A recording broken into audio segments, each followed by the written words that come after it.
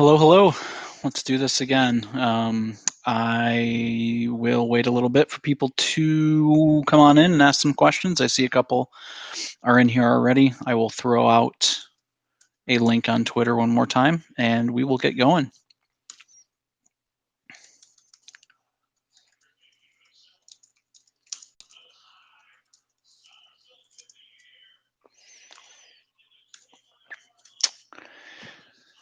It's 2:30, and we're not worrying about which Michigan players are suiting up and which ones aren't. So I guess there's no stress there, but it still very much feels weird to not be watching a Michigan football game right now. Got a couple games on in the background. The noon slate that's just finishing up now, and TCU Oklahoma State could be close, but Jeff Brom's really bungled the last few fourth quarters. Last week against Rutgers, and then this week against Nebraska. Looked like it could be a fun finish for both, but both were pretty boring. So that's a bummer. All right, well, we've got some bodies in here. I got a question from Mark here, so we'll get going on that. Mark says, "Hey Scott, I say no news out of Michigan is good news. Ward was going to keep if Ward was going to keep Harbaugh, don't you think he'd say something by now?" Conventional wisdom is yes, and if that's the case, then maybe we're getting some hands are being tipped on what's going to happen. But those closer to Michigan probably expect Harbaugh to be extended rather than not. So if that's the case, I'm basically letting the next couple of weeks play out before I get too upset, too angry, flip over any tables, because the inaction is annoying. But if it's inaction that's leading to parting ways with Harbaugh, then it makes sense. I'm going to be angry, and even more so retroactively, if Michigan ends up keeping Harbaugh. And the way this has played out the last couple of weeks would be even more frustrating then, because you already see recruiting momentum going down, just national perception of the program being the butt of jokes and everything. It's basically, there's a lot of unnecessary self-inflicted issues that will happen if Michigan ends up keeping Harbaugh, but waiting to do it. Like there's no benefit whatsoever of letting him sort of dangle in the wind for a couple of weeks and then extending him. I just see no benefit of that whatsoever. So if this is Michigan tipping its hand, showing what's about to come, then I get it, because I understand why they'd let the season play out before making a move. But if the end game is extending Harbaugh, then the last couple of weeks, Michigan's inaction and inability to say something is incredibly frustrating. I have said for the past month plus now that there are three options. You either extend Harbaugh, you part ways with him, or you do nothing. And that third option is far and away the worst. I'm in favor of moving on, handing the keys off to like a Matt Campbell type right now. But I understand the belief or the rationale behind extending Harbaugh. And I think that's better still than just doing nothing and not doing anything. So it's a tough decision. And I think people speaking in absolute, saying one side is so much better than the other.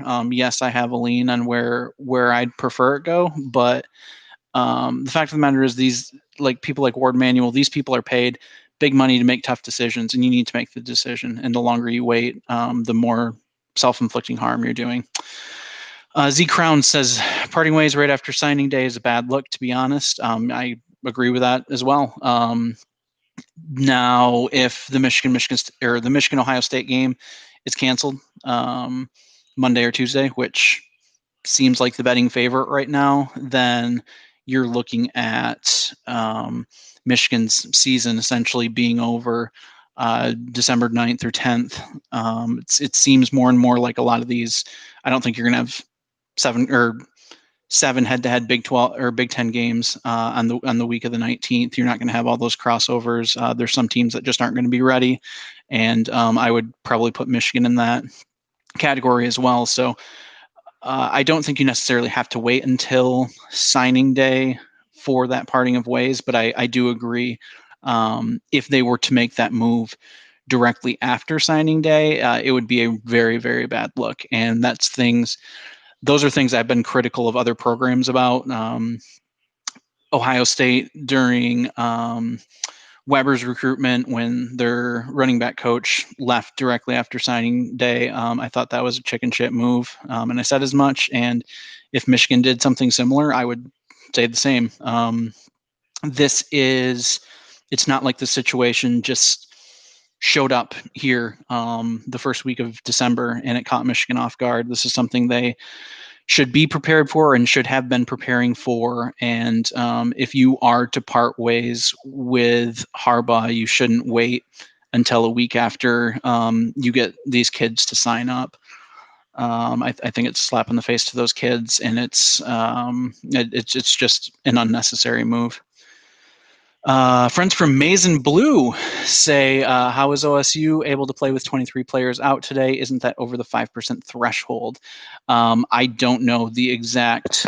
I think it's 5% that have tested positive. My understanding is a lot of those people that were sitting, that were sitting weren't necessarily because of positive COVID tests. But if that's not the case, wouldn't be the first time I was wrong. And it also wouldn't be the first time the Big Ten bent the rules for Ohio State. And given how it looks like things are going to play out in the next week or so, it won't also be the last time the Big Ten for Ohio State, because it looks like they're stated, you miss 3 games, you're not going to be able to play. Rule is going to be bent so that the Big Ten can hopefully have a better chance of getting someone into the CFP like Ohio State. And I get it, like, you got to do things out of self-interest, but don't huff around and try to be there if you're only going to make sure some teams follow the rules and other teams are above it. The last thing I want to do is make Nebraska sympathetic, but I get why some Nebraska fans are annoyed that they couldn't add a non-conference game to get their players more experience, more time, get their fans the ability to see another game, because quote unquote that was the rule. And now a month later, Ohio State could miss the Big Ten championship, could miss the CFP because of the rule. But now all of a sudden, you're not playing to the letter of the land, and all of a sudden you're going to let Ohio State play in. So it's annoying. I completely agree. Thoughts on Big Ten probably folding over to Ohio. Okay, so that's basically what I just talked about. The Big Ten sort of bending over for Ohio State. I think it's unfair. And now again, Michigan and Ohio State are the flagship programs in the Big Ten, not only for football but for athletics in general. And I know that Michigan's gotten some special treatment before, so there's some hypocrisy in complaining about that. But just putting myself in the shoes of a Northwestern fan, or an Indiana fan, particularly, it's gotta suck. Now it's a little different this year because Indiana's I feel like they're gonna fall off to end the season. They don't have their quarterback, and it's just more reason that I think the Big Ten is looking out for their self-interest. But it's just hard and it will be hard in future situations for the Big Ten to be like, well, these are the rules, we got to follow them, when 2 years from now, if we look back 2 years ago, you're like, well, those were the rules then, and they're being bent. So it's that's life. That's that's the world. Some people just get special treatment, and it's frustrating. And I don't think Michigan fans are the real victims here. I think the fans of these lesser programs are, but it's annoying. 23 included the injuries. Okay. Matt Campbell's emotional post-game interview Reaction: Iowa State making the Big 12 title game equals likelihood Campbell moving on after the season, Michigan or otherwise. I'm not 100% sure what that question is. If the question is, does the fact that he's being emotional about Iowa State's run mean that tip his hand that he's going? If that's what you're getting at, I think Matt Campbell's gone after this year. I think anytime you position yourself as the catch in a coaching carousel, I think you need to capitalize on that. And I'm not saying this is a flash in the pan year for Matt Campbell. Obviously, I've been very vocal about his candidacy and how good of a coach he's been. But I feel like when you want to strike where the iron hot, where you want to sell at the highest mark, this is going to be it. I mean, as good of a coach as Matt Campbell is, I don't think you can expect Iowa State to go back to the Big 12 title game again next year. It's so hard to win in Ames. The Big 12 it doesn't always have these two like incredible programs, but you have a lot of really solid programs in there. And to finish the season in the top two among them, if they win today, they are going to be the number one team. That's when you strike. So I think Matt Campbell's got to go this year. He's going to have interest in a lot of any college opening. I think any of these teams are going to want to look at him. Maybe not so much SEC schools because I think they have different criteria for coaches, but Matt Campbell's going to have his pick of good openings that happen. And then there's always the NFL, which is a serious consideration for him as well. So I don't think he's gonna be back at Iowa State this year, and that's honestly regardless of what happens today and regardless of what happens with Michigan's opening. I just think this is the time to move on. He's been in Ames for a half decade, and now's the time to make a move up, and I anticipate that happening. How did people become attached to Iowa State? Dude has never been in a high-profile coaching job. Think people are underestimating going from a no expectation job to Michigan. Yeah, I think that's reasonable question to ask, reasonable criticism in a sense, and the quote unquote no expectations I think is going to be one of the biggest obstacles for someone like Campbell to make that leap to Michigan if a move like that is what happens. How did people get so into him? I think part of it's just social media. Part of it is how the season has sort of unfolded, and Michigan's struggles have basically gone in tandem with Iowa State's rise. And I think with so little going on, I think there's sort of that over exploration of the coaching candidates of the pool. And I think it's becoming more and more clear that Matt Campbell really is clearly the best candidate for this position. If you're looking at college coaches, there was when there was after the Michigan State game, it seemed like Luke Fickle was kind of like the name that like originally popped up. And I think that's quietly died down. I think there have been some people that say he might not take the job. I'm not necessarily sure I agree with that. But I think since there's been that time and sort of that debate period, I think more and more people have looked at Campbell and Fickle side by side. And I greatly prefer Campbell to Fickle. I don't think it's a system coach type deal at Cincinnati, but I think it's a lot easier to win at Cincinnati than to win at Iowa State. And if you look at what Matt Campbell is doing at Iowa State week in and week out, playing Power 5 opponents, playing and beating Oklahoma, Texas, TCU, Texas Tech, basically the whole state of Texas, and legitimate programs like Oklahoma. And then looking at what he did at the MAC in his previous stops, I think there's just more that established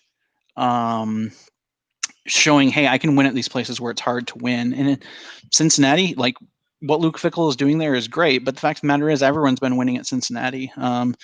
It's been sort of a stepping stone place. Mark D'Antonio, Brian Kelly, people like that. So it's what Fickle's doing.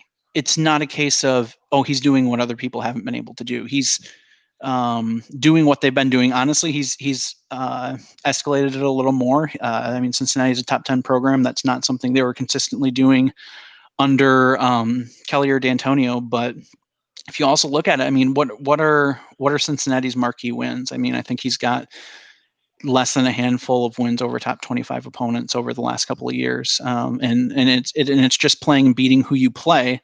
But I just Campbell's also beating who he's playing, and those are better teams. So I'm of the Campbell over Fickle. I'm in that camp, and I think other people are too. And I think because there's so little actual football to be breaking down, more people are just kind of looking at these coaching resumes and probably coming up with the same sort of conclusion. But I think the no expectations versus super high expectations thing that our buddies at Maize n Brew are saying is a legitimate thing. And when I've done pro and cons list on my newsletter, that's one of the things I've noted. So good question. Overall thoughts on the Big Ten season. Has it been worth it? From Calder Lewis. No, it has not been worth it. And I am completely answering that out of because it's been a complete kick in the pants season for Michigan. But in a serious, to be serious, I think I think the season has gone worse than most people expected, just in terms of getting it off from a logistic standpoint. I think anyone that went into this thinking there weren't going to be any complications was just an idiot or in denial or a COVID truther or whatever. But I forgot what the stat is, but I think it's like 107 out of the 130 schools and FBS programs in the country have had at least a game canceled or rescheduled or postponed because of COVID, which is insane. Down here in Texas, in my day job, I'm in charge of college football for the Dallas Morning News, and we've got 9 teams in our coverage area, and only one of those 9 teams. It's just weird to think there's a college football season going on, and teams in divisions or conferences aren't playing a uniform set of games. Like there are some people that are going to play 8 or 9 games. There's some people that are going to play 5 or 6 games, and it's just insane that's what happened.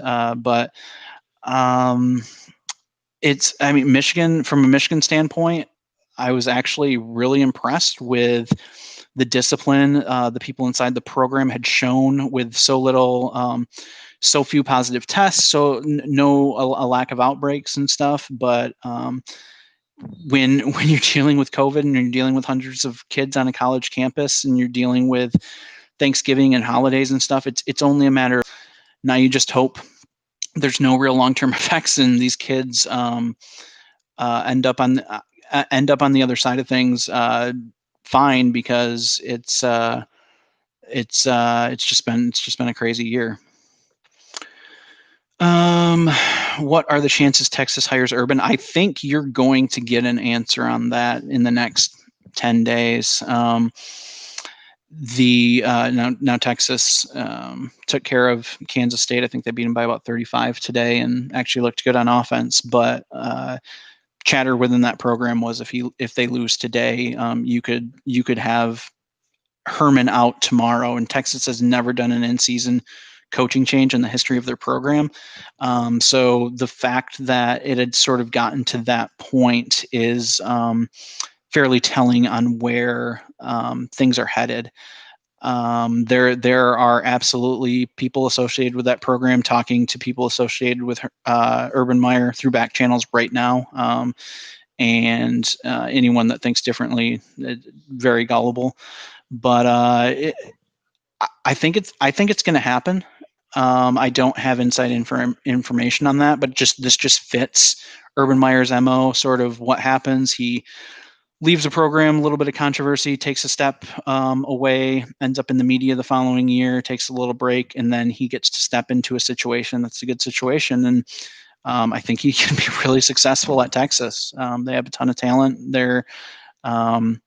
He's recruited Texas so well from Ohio State, so Lord knows what he can do in this state when he's running the state's flagship program. So I personally think it's going to happen.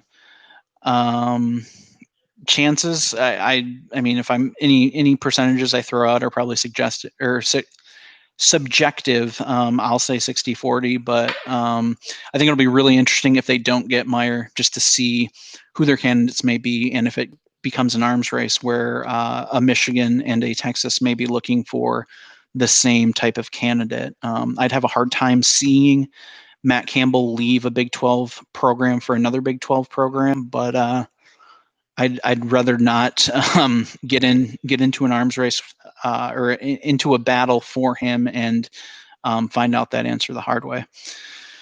Going to we've got a couple more questions in here. If you have more questions, keep firing them in here. I'm going to keep this going until I run out of questions, and then if there's no questions, I'm logging off. A couple programming notes. If you're not subscribed to the channel, please subscribe. One of the reasons I'm doing this is an opportunity to grow this channel. I want to do more videos in the off season, but I don't want to do it to an empty audience. So the more subscribers I have, the more incentive there is to do this. And I want people to discover this content. And if you subscribe to the channel, if you give these things a like, they show up more, they get spread more. And I'm not just talking into a void. So if you can do that for a quick second, super appreciative. A couple other programming notes. The U of M Alumni Club, the Dallas chapter, I'm going to do a live Zoom for members, not this next Monday, but the following Monday. I believe that's the 14th.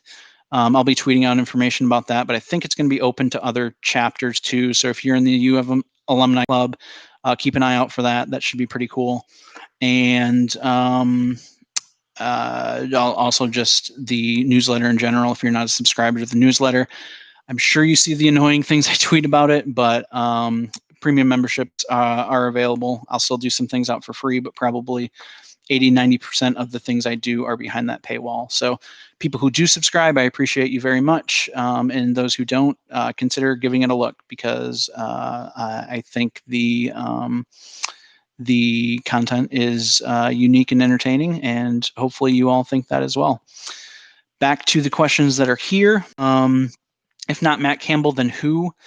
That's the $1 million question. I like I said, we were just talking about Luke Fickle as another option. I do think he's a candidate that will get a look. He's not on my short list for a couple of reasons. I really don't like the idea of a coach coming from a defensive background. I think more and more in college football, you look at successful programs, and it's people that are being successful because of their offense, and their defense is good enough. A lot of Michigan's success in the last 4 or 5 years has been because of its defense, and that's been great. But when you see a season like this year where you can't count on that defense, if you don't have a very solid offense that's your identity, it's very easy to fall apart. So because of that, some of the sexy names people are floating, like your Fickles, your Venables, I just don't like the idea of having your program run by a coach whose identity is the defense. So coaches I do like, the problem here is so if not, I don't know if this is under the assumption that Campbell would turn down Michigan, or Michigan would decide it's not Campbell. But if Michigan parts ways with Harbaugh, doesn't offer the job to Matt Campbell, I would have a very hard time seeing who that candidate would be, because I just don't see one in the college landscape, and I don't see them going to the NFL well again. There's a lot of people like Tony Elliott, the offensive coordinator at Clemson. I don't love that idea either. Part of my criteria for coaches I really like is someone that's ran a program before, and he hasn't. Yes, he's been a part of that Clemson program, but he's essentially been a positions coach. And sort of seeing his influence and his grip on that program rise year by year, but he still has never run a program, and that would make me a little uneasy. I like the idea of Billy Napier a little bit. I'd have a hard time saying, okay, Jim Harbaugh wasn't the coach, but let's grab someone from the Sun Belt. But I think he's someone that's got a pretty good pedigree. I think there's a lot of thought that he's going to end up in a program down south, though. So not to be over simplistic, but honestly, I'm okay with that. For as many of warts as Jim Harbaugh season's had this year, I still think there's some justification to keep him, just based on a lot of the growing pains that would go on through a transition. And I think if you don't necessarily move on just for the sake of moving on, and if there isn't a logical person to hand that program over, you don't get rid of Jim Harbaugh without an idea of who that person's going to be. And if you end up in a situation where you're going to be like, okay, well, I guess let's see if coach, like, okay, we're going to hand the keys over to the Eastern Michigan's coach. Like, it's not going to, it's going to be very hard to build your program around that. Ohio State's second team can put up 50 on Scum, from Cleveland fan. Thanks, Cleveland fan. Thank you for your contribution. Looks like you're having a great Saturday afternoon. And to celebrate Ohio State's win, you are on a YouTube chat of a Michigan fan and unironically using the term scum. So sweet slam dunk, buddy. Hope you have a great week. Shane Miller says no chance Harbaugh leaves. I disagree. I think he could leave, but I think it's almost a coin flip right now. So we'll see how that goes. Odds Jim Harbaugh being Michigan coach next season. Basically, what I'm saying there. I really think it's kind of close to a coin flip. I think most people close to the program think it's more likely than not that Harbaugh is back next year. But I also think the way that Michigan is handling this publicly sort of looks like they might be moving on from him. So does that mean he is coming back and Michigan's just doing a very poor job of handling this publicly? That's very possible. That will be annoying, but it's a plausible scenario. And the other way of that being is are these people close to the program just wrong? I don't know. So that's why I'm cool considering a coin flip right now.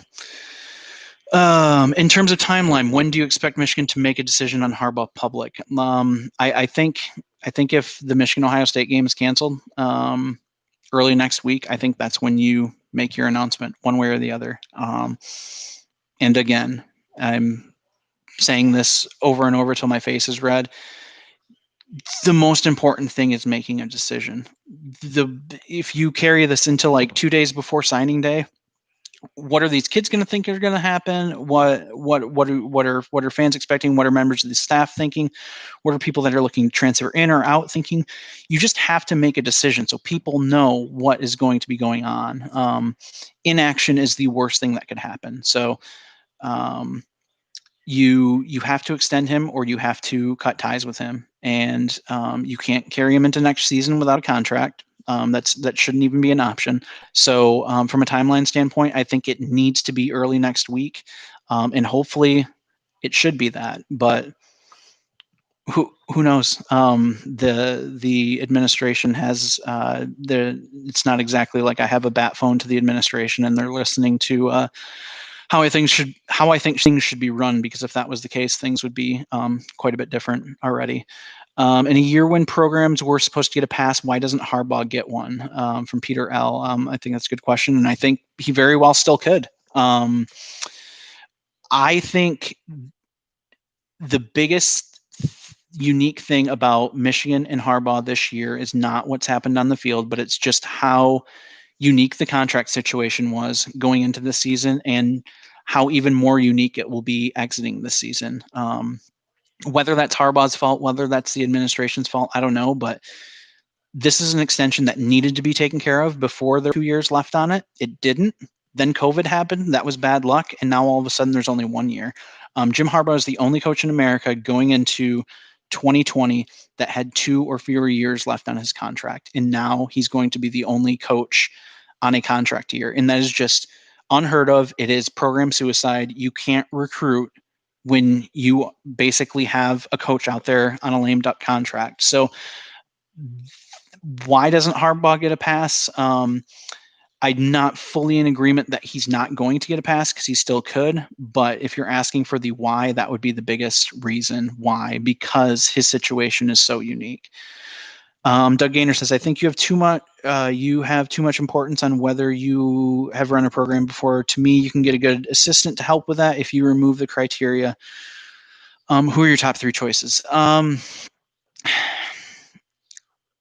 disagree with that, but I respectfully disagree. I think that's very cool for you to think that way, but I just think there is so much involved in running a college football program that if you are thrown in year 1 and you are just learning the ropes and you have someone dealing with donors, with boosters, with the nuances of all this recruiting stuff, from staff building to coming up with a support staff to analysts to fundraising to facilities. Like, there is so much involved in running a program. And if you're going to be put in charge of a program for the first time, that means you're also going to be building this whole staff of people around you to handle some of these things. And there's a better chance of having outside. There's just a lot of things that could go wrong. And if you're bringing in a coach who is currently coaching somewhere or has coached, he has that support staff put together. Again, I keep leaning back to Matt Campbell, but he's who I've researched and written about the most. And there's so much continuity with the staff. And I think that's so important because you have everyone sharing the same message, everyone on the same page, everyone has worked together for this extended period of time. And bringing someone in like that is used to running a program, there is just so much of that other stuff that you're not going to have to worry about, that you can be a little more tunnel vision on a lot of the football elements, and the people you're used to working with in those other side positions that can block out the noise can continue blocking out that noise. If Harbaugh does come back, is it a guaranteed Don Brown is gone? Yes. I will be absolutely floored if Don Brown is back next year. Now, there has been one thing this season that I have been completely confident in, and that is that Michigan was going to crush Michigan State. So I will give you that caveat that I have been wrong before, but I see zero scenario, both just from my eyes, also in terms of people I've spoken to around the program. I think there is zero chance Don Brown is back next year. I'm torn because I wish Joe Brady would come to Michigan, but as a Panthers fan, I do not want him to leave. What do I do, Scott? From Colton Hunter. Colton, you can keep Joe Brady.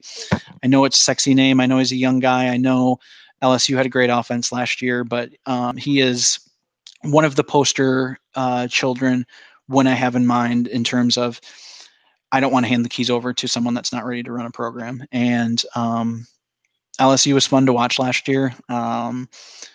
Carolina, I think y'all have a middle of the road offense this year. Obviously, there have been injuries and McCaffrey stuff, and you don't really have a top tier quarterback to build around. But I'm not interested in Joe Brady. I've written about it. I actually haven't written about it that much lately. But when we first started talking about candidates, Brady was right among the top of people that I'm just not really that interested in. Zach Pope says, sorry if you already touched on this, but do you think they keep Gaddis, assuming Jim stays? If Jim goes, who would you like to see as the offensive coordinator? If Jim goes, I think the offensive coordinator is completely up to the new coach, and it's completely dependent on who that new coach is. If Matt Campbell's that new coach, I think you're looking at either Tom Manning, his current offensive coordinator that's been with him in Iowa State, also in Toledo. He briefly left for the NFL for a year, but then came back to Iowa State. I think he is someone that Campbell trusts, and I think he would be Campbell's number one choice. The issue with him not coming would be, I think there's a chance Iowa State would offer him the head coaching job. So if Harbaugh's gone, I think the most likely coach to come in would be Campbell, and the most likely offensive coordinator to come with him would be Manning. But if he stays at Iowa State, I think that would be the spot where Campbell is most likely to spend his surplus, the rise of assistant pool that he's going to be getting, and you can make an outside hire with offensive coordinators. I wrote about this a bit in my mailbag on Thursday, but I prefer looking, like, people have been floating Tom Herman. If he gets fired, he could land at Michigan. I'd rather see an up and comer that Campbell or whoever the coach is believes in to get that opportunity rather than take a retread, because I think a lot of these head coaches that come back and take a step back aren't necessarily successful because they go from having to run a program, having control of absolutely everything in that program, to sort of being a cog in that coaching thing and reporting to a different coach. And some of them have a really hard time dealing with that. So I don't want to see like a Tom Herman or another offensive-minded coach that may be hitting the coordinator circuits this year. I think the first half of that question, let me look back. Do I think Gaddis stays if Harbaugh's here? I think that's probably the toughest assistant decision to make. I think if Harbaugh's back, you're probably going to see about 50% of the current staff back next year. I think there are some pretty obvious ones that you'll see leaving, and there are some people that I think Michigan will definitely try to keep. Looking more at like your Sharon Moore, Ed Warner types in terms of who you'd keep. I think Gaddis is a little bit on the fence. I think a lot of people are very high on him going into this year. And since there's only been 5-6 games, it's hard to really get a great sense on how year 2 went. But at least to me, I think it's been a little disappointing. I think there have been some pretty disappointing trends when it comes to in-game play calling. I think schematically, I like where Michigan's offense is headed and the personnel they have fitting that. But I think Gaddis is probably the closest will he or won't he be back person currently on the staff. Follow up on DB bring down. Does Jim Harbaugh bring in Jim Leavitt? That is someone I've written about before that I think is very unique. I think if he wasn't currently on a staff, on Willie Taggart's staff, he would be probably the betting favorite. He's someone that's coached under Harbaugh before in San Francisco. He's someone that's been successful. And I could still see that marriage happening. I think that's the perfect sort of mold of someone that I would like to bring in. He's not really one trick pony. He's shown success on many different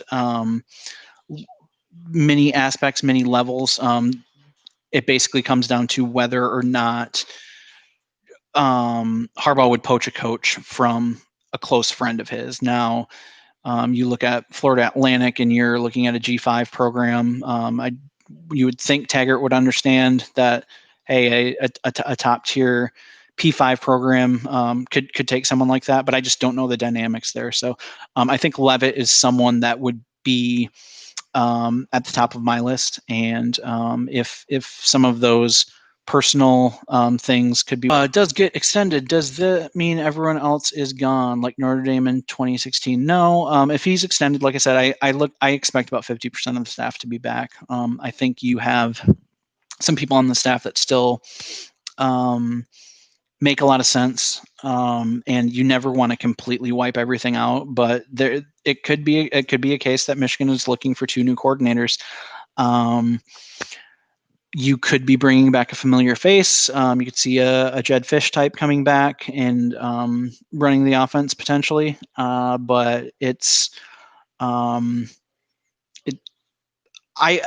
I'll just say if Harbaugh is back, I expect there to be a lot of turnover, but I also expect there to be some familiar faces back here, whether it's continuity from the current staff or some people that y'all have seen around before.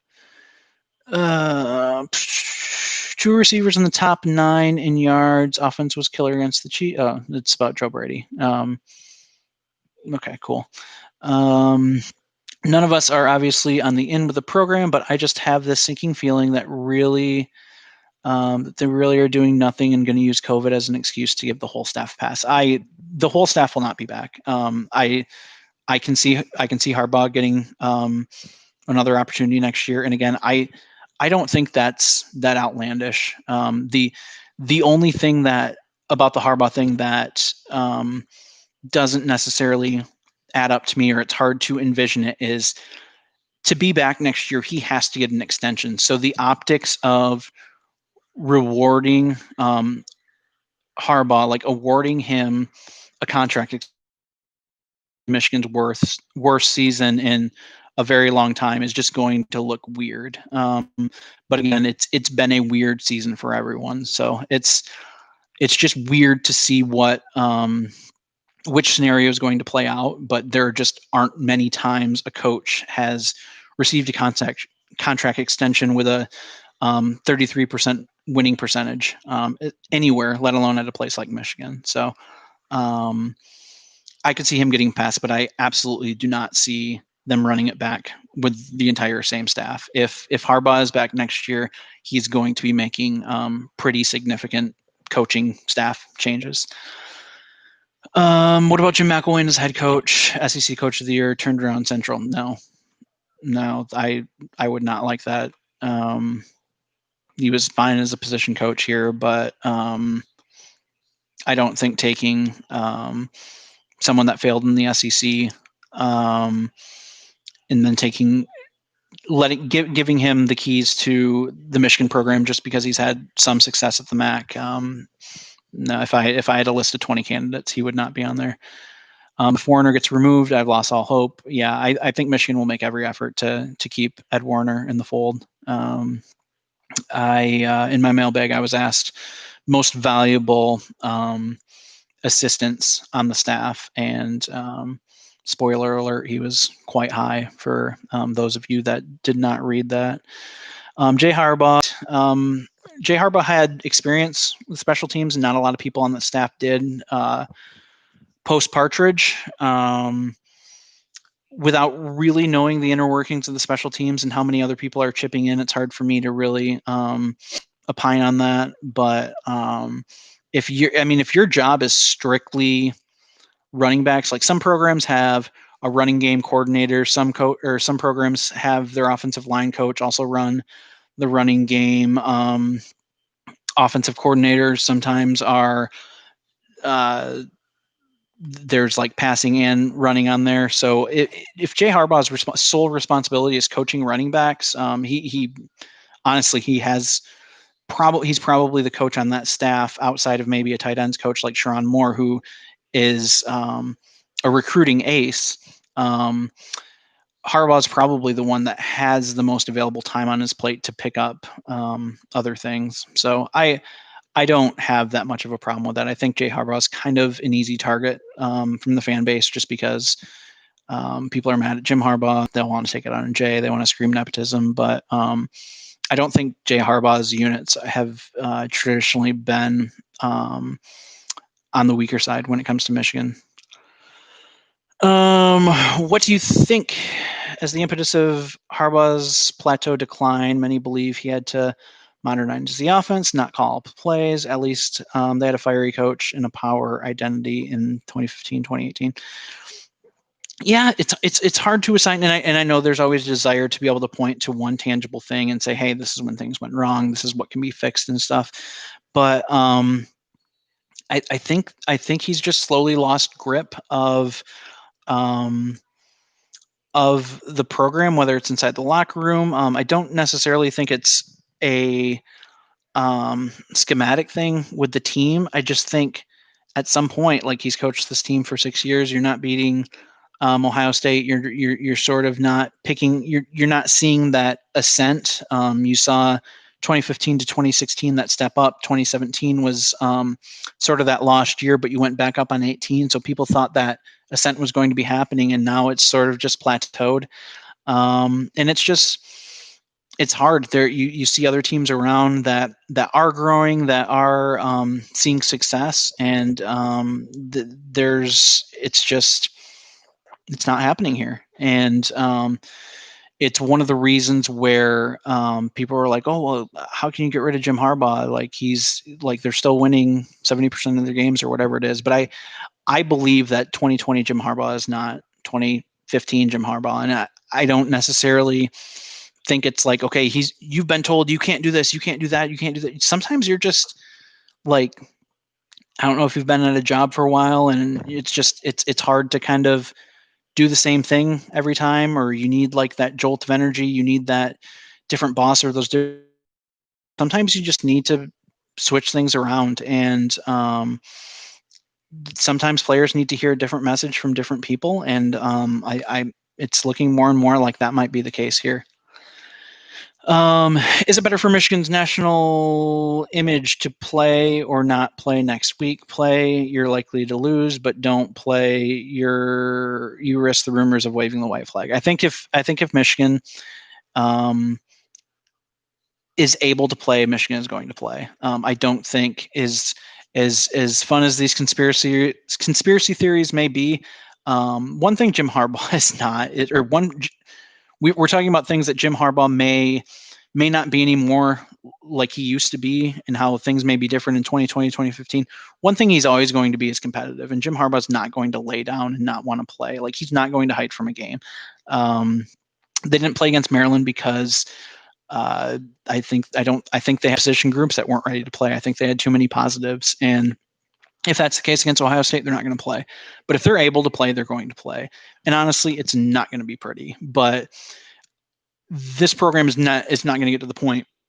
Is not going to get to the point where they're not going to play the game on their schedule, because they're worried they're going to get their butt kicked. And I just think one that's floating that as something that's actually going on is being disingenuous, or they're just dumb.